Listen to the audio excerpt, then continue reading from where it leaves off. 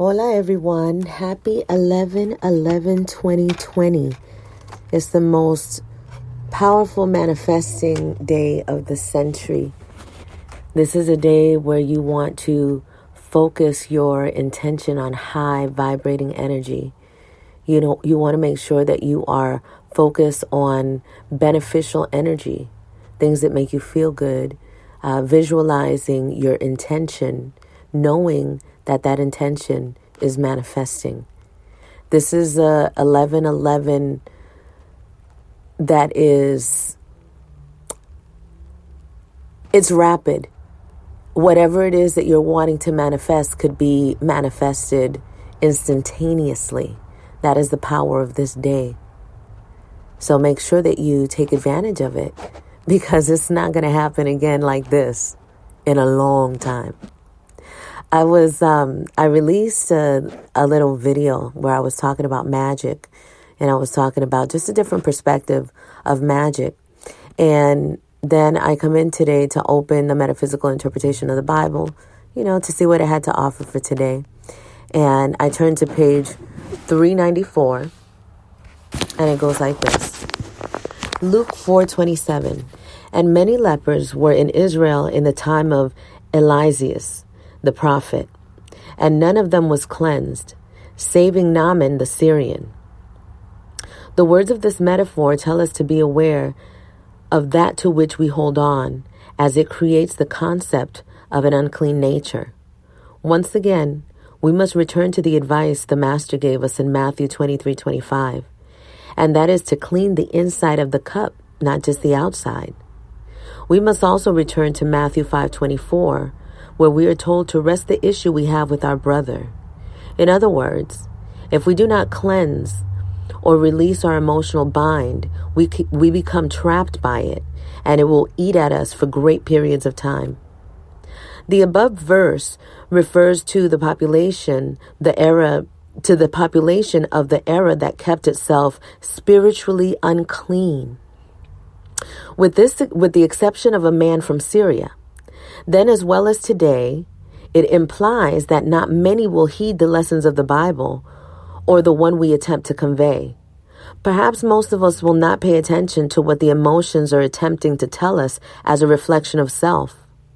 Without that introspection, there is no cleansing. The meaning of this allegory is that if we do not strive to attain the status of Naaman the Syrian, our inner emotional nature will be affected. It will erode any level of innocence we are to maintain within our own being for further growth toward consciousness. Thus, the Master compared this hindrance to the lepers who over time lose part of their body as we lose part of our emotional selves. When he exposed these truths, it undoubtedly triggered the rebellion we see in Luke 4:29-30. And the people rose up and thrust him out of the city and led him unto the brow of the hill whereon their city was built. That they might cast him down headlong. But he, passing through the midst of them, went his way. It is obvious that the crowd did not like to be compared to those they superstitiously adverted. And it is as evident that it rejected the allusion to the concept of higher consciousness.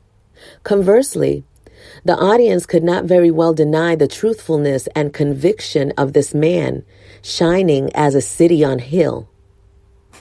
Even though they did not quite understand the meaning of his dissertation, they respected him and let him pass through them. They had built the framework for their own beings on a foundation lacking the comprehension of the true nature of life.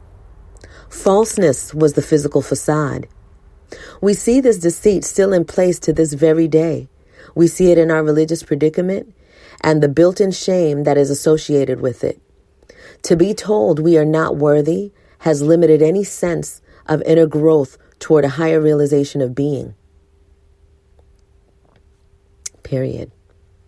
And so my thoughts in this was how important it is to be able to recognize who you are and the power that you have, the magic that you have, and focus only on that so that you can be released from these old concepts, these programs, these ideas that you are limited.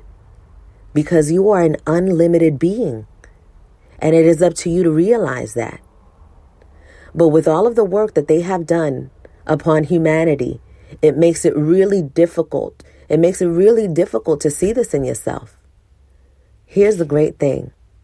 The Most High didn't put us here to be deficient. So there is always a place for you to heal. And the first thing that you have to do is find it in yourself. And when you find it in yourself, you start finding it all around you. Go to a tree, go to the ocean, get under some water, get under the sun, get under the moon.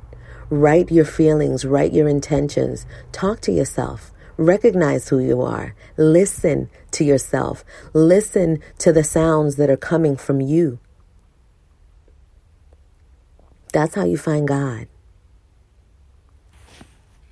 I hope that you all have a fantastic 11/11/2020. There will be no other like today. Remember who you are. Remember who you are and work on becoming the best you that you could possibly be. You can't do that by looking outside. You have to find all of that in yourself. And this is the time to do it. Whatever your intentions are, whatever you're wanting to manifest, this is the day that you want to focus all of your energy on those wonderful things that you want to manifest for yourself. And don't let it just be about money.